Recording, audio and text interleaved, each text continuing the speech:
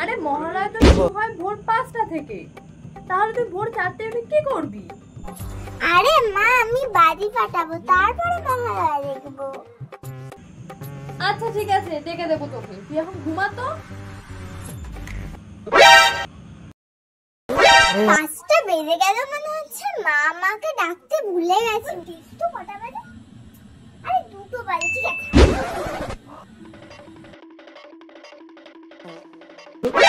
রে, মনে হচ্ছে অনেকটা দেরি হয়ে গেল, দেখি তো কটা।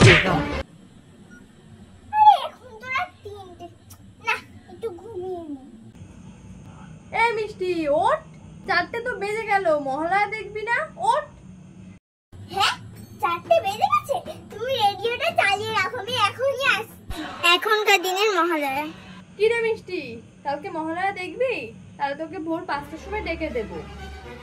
না না, ভোরবেলায় ডাকার দরকার নেই, আমি দুপুরে খেতে খেতে ইউটিউবে মহালয়া দেখে নেবো, দরকার নেই সকাল সকাল ডাকার।